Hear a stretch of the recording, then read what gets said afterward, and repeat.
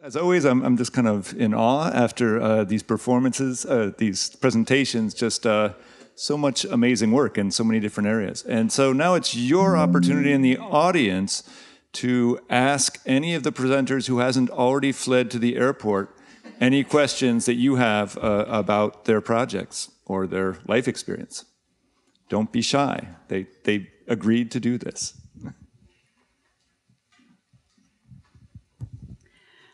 Good evening. I have a question for Katerina, right next to me, my dear friend. Would you tell us, you said that you came to America to teach ballroom dancing. Is that really why you came to America? And how did you, was there an invitation to come and teach? Thank you for the question. So yes, I came to America to teach ballroom dancing. I was dancing, you know, just like my colleague here mentioned, that's a big part of tradition in European countries, dancing. So I was dancing since I was a very little kid, and I was always kind of thinking I'm gonna make it my career. And I had friends who came here to teach for Fred Astaire Dance Studios in New England, and eventually they called me that, you know, America needs ballroom dancers. There were no ballroom dancing 30 years ago in America. So, you know, that's how I came, and a lot of other people came as well. Other questions? Yes.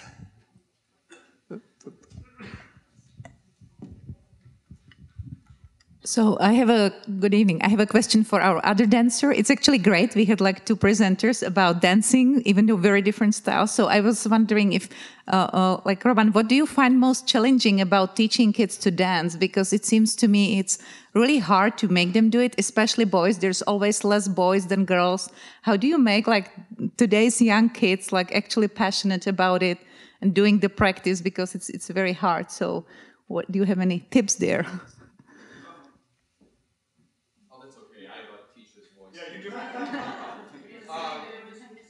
We yell a lot. All joking aside, I sometimes find it easier to teach smaller children because I look at them as a piece of coal or clay that I'm going to mold them into a diamond. They don't know left from right sometimes, so multiple times, no, your other left. Being a male teacher, it's inspirational to other boys that, it's girls dancing. When I was growing up, oh God, that's so gay, I don't want to dance. You know, but having a guy teacher, and I teach girl steps also, like Karichka, and other little horovody that girls, you have to be a well-rounded teacher. I find it difficult sometimes teaching older people because they're set in their ways, where children, you can mold them. And if you challenge them, which I constantly do, I'll give a quick anecdotal joke. My wife watched me in class one time, just slapped her forehead. How can you scream at these children? And then after class, they would all line up to give me hugs and kisses afterward, sign in their name with hearts next to me, because I've challenged them to do something that nobody's done before. They're good here. No, you could be better. You should be here. And this is where I'm going to take you. You have to follow. And that's it. I stay open-minded to try not to make too many of them cry, but that's really it. But that's why I stay away from like the little ones. But that's really it. Thank you. Thank you.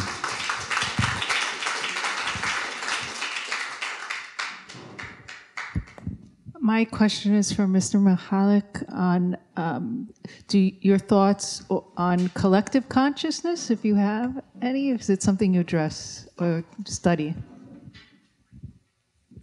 Yes, thanks very much for asking a question. Basically, I'm mainly interested in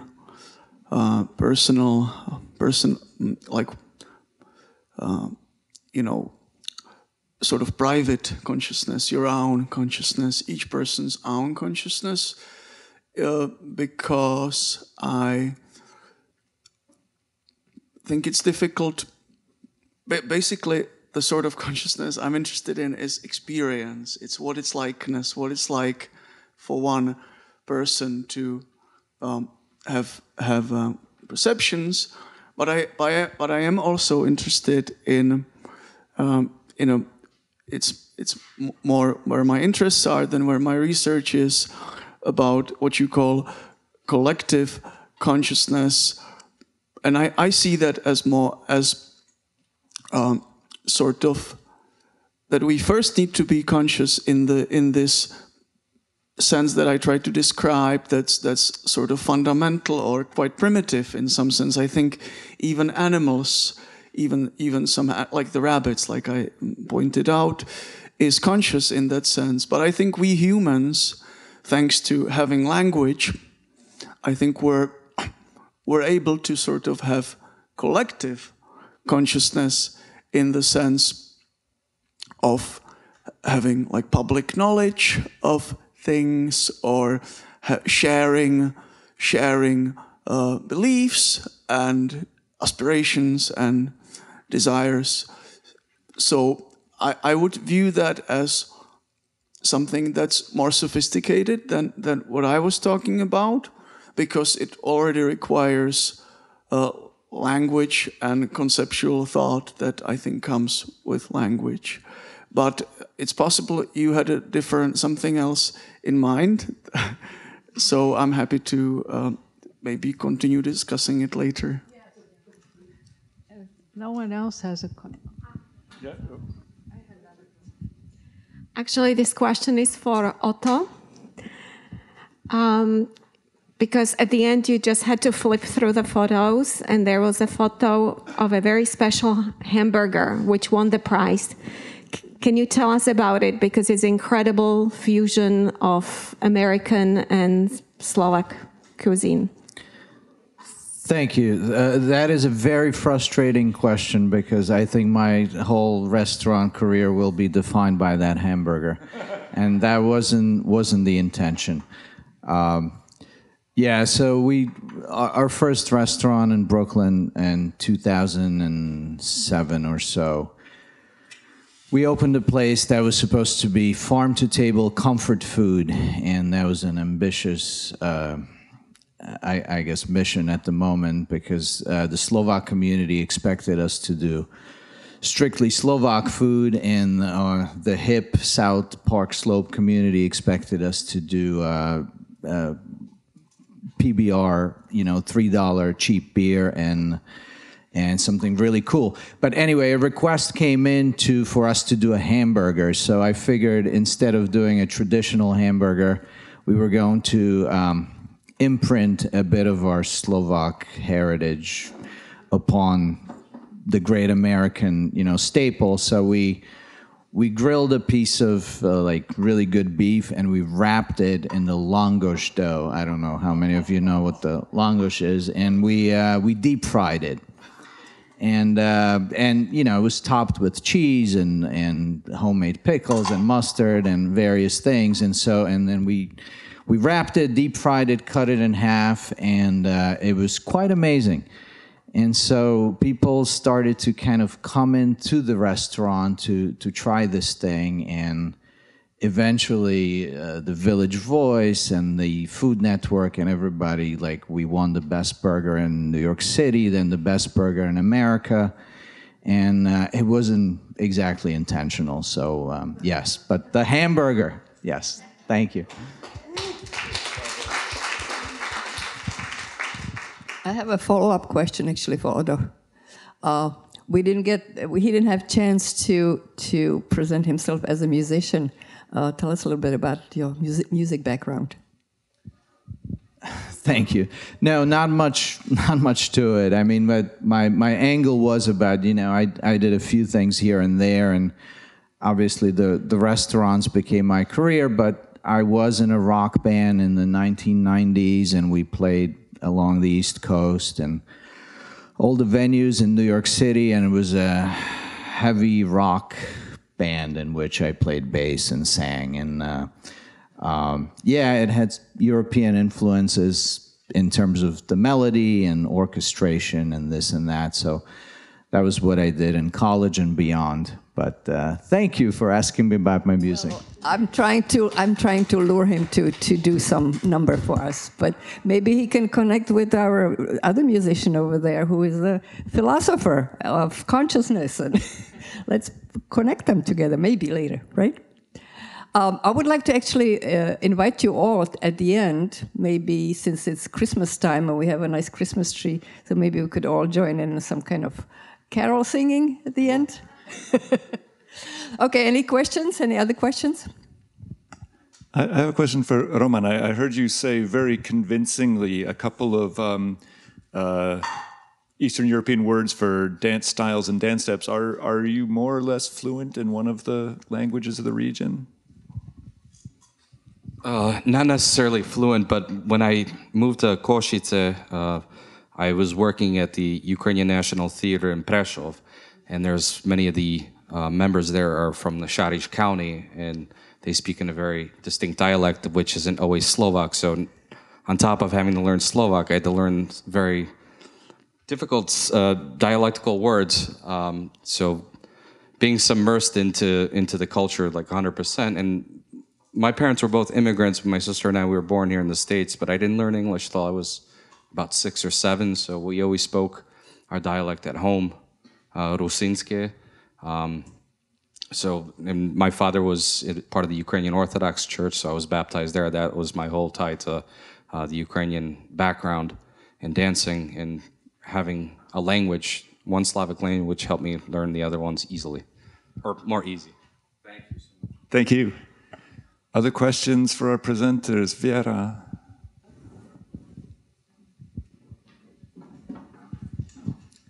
Okay, thank you. Unless somebody else has a question, because I already had one. So I have a question for Katerina. Thank you very much for your presentation, because for now I only saw your pictures from the events which are happening here. So it was great to see your other pictures. And I sort of have two questions. One is, like you mentioned, you want to do some projects. So what would be, could you tell us a bit more about it? What is the first exhibition you would want to do? What the topic would be? And also you mentioned you like the dynamics. So do you think that comes more with people, or what makes photographs more dynamic in your view? Thank you for the question. So my project is in the beginning right now, because we are moving to Europe next year, but we don't know where yet. So I'm thinking, as I said, prepare some exhibition about my life in USA, in New York and USA. And the second question, so yeah, dynamic. It depends. I think it depends of the photograph, of the situation.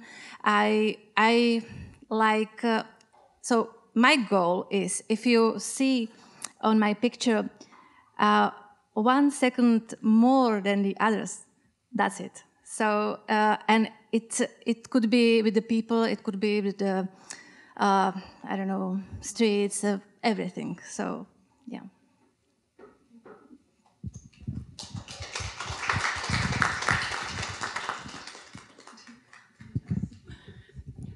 I have a question for Renee.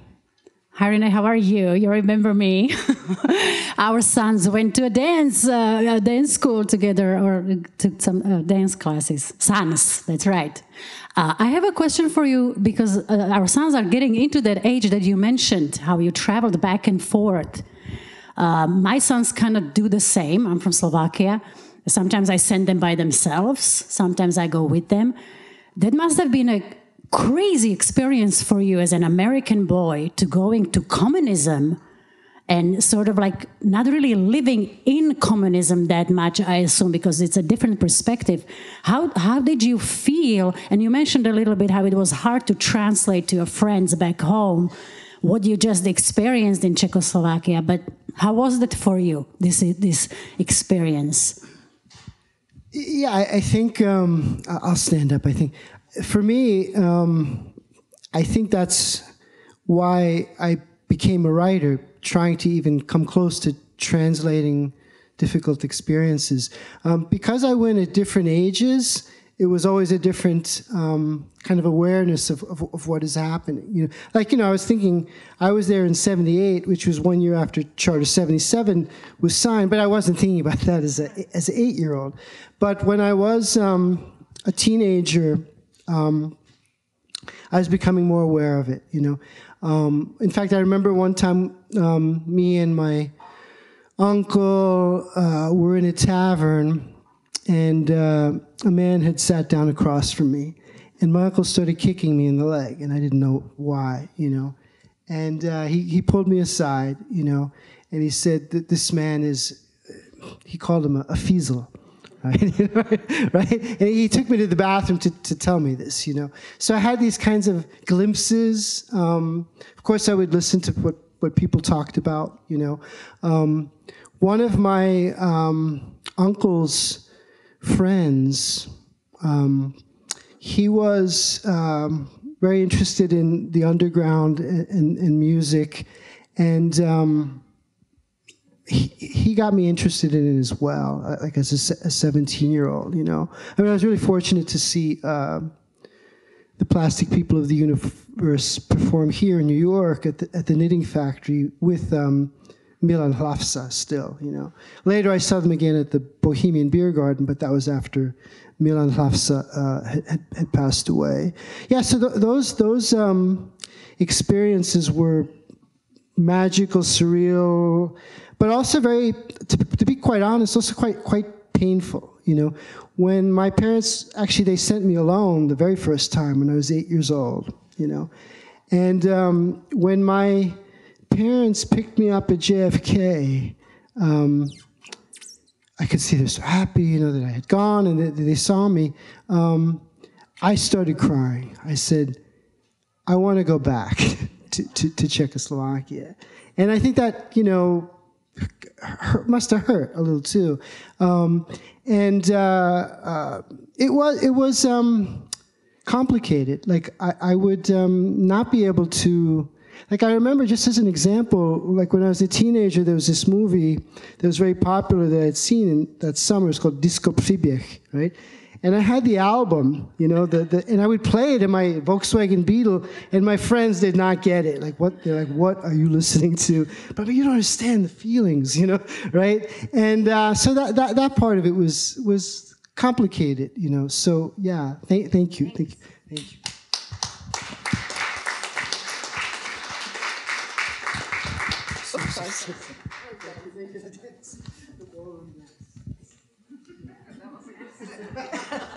We tried. I had a question, but I forgot it. Who was it for? That's up. Oh, I know. For Jakub. What is the practical application of what you do? Yeah, thanks. It's a good question. I think, as I try to explain, it may seem like researching consciousness and trying to understand what it is properly may seem like a pretty distant or abstract project, but really the application, really the significance of understanding what consciousness is, and I think the significance is very deep and important, because, well, one sphere of the significance, I think, or one aspect of that is the implications for ethics, right? So according to some thinkers, they approach consciousness in a more reductive manner than which I introduced, and basically they think it's a sort of complicated thing that can be made sense of, in terms of functioning of the brain and interplay between representations, and so that would make this some complicated robots. It would make them almost automatically conscious, right? And I think at that moment, so that's just the theory. But once we actually understand better what consciousness is, we will be much better at judging these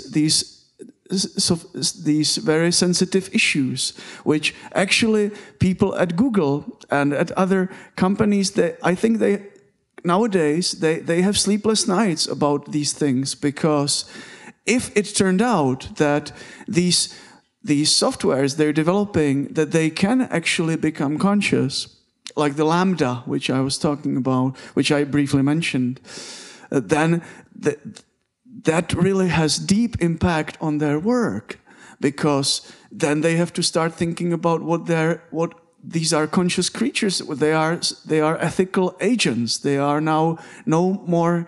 They would no longer be just automata, right, or mindless, unconscious software, and that should have, since we want to be ethical or moral, that should deeply impact how we then treat these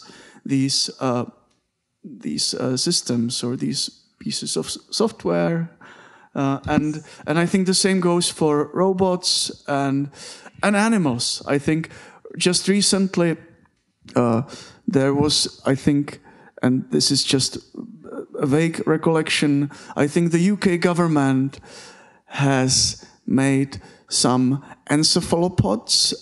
They have said that they have stated that we should treat them as conscious, because they got actually evidence from consciousness researchers that persuaded them that they are conscious. So that should change the way, presumably, we treat them, like we treat differently chickens from pieces of rock or from mushrooms, right? Thank you.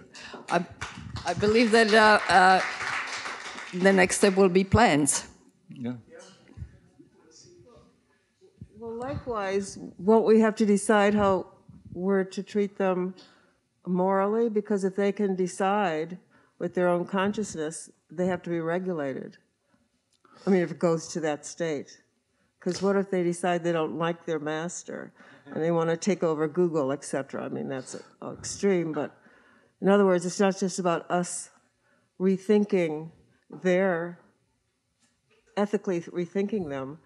It's about, can it be? I mean, I don't know that much, but isn't there a reverse to this? Sorry, can you just say a little bit more? If we're becoming worried about our ethical treatment of a conscious AI, shouldn't we be worried about their treatment of us? Absolutely. I think absolutely. I mean, for regulation, like more regulation, more government, more rules, Exactly. Put them in jail if they're not doing the right thing. And who's to say, Google or they? I think this is a really important topic. Thank you. And I think it's, I absolutely agree with you that we should also need to think about the risks and the dangers that artificial intelligence brings about. And I think there has been some research done on this, like people like Nick Bostrom and even David Chalmers, who I mentioned. They have considered this option of intelligence explosion, right? Or they call it singularity.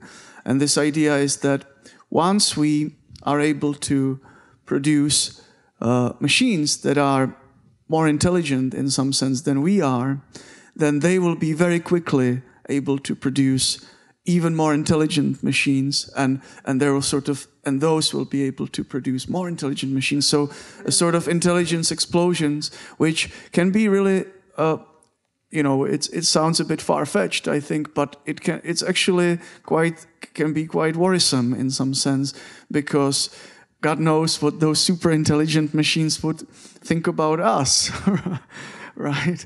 And so one issue, and I think that's again where the issue of consciousness is very important, because presumably if somehow we understood better what consciousness is, and we managed to make them intelligent, make them not only intelligent but also conscious, maybe that would make it more likely that they would treat us ethically and treat other species ethically, rather than if they're just these super intelligent machines without consciousness. So, yes. So there is more topic for René, right? Are you gonna? Yes. No. Are your books dealing with something like that? With consciousness of the machines? Of non-consciousness?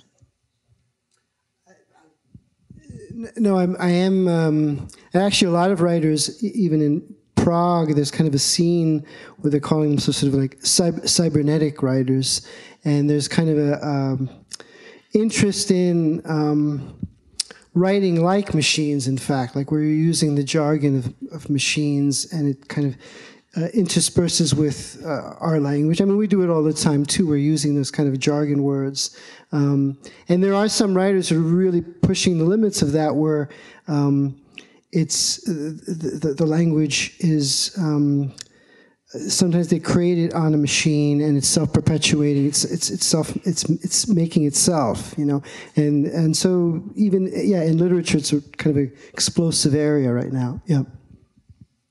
Thank you. Anybody else? Maybe we can invite our audience to join us for some refreshments at the back, and feel free to interrogate our presenters individually. Let's give one more hand for all of our presenters.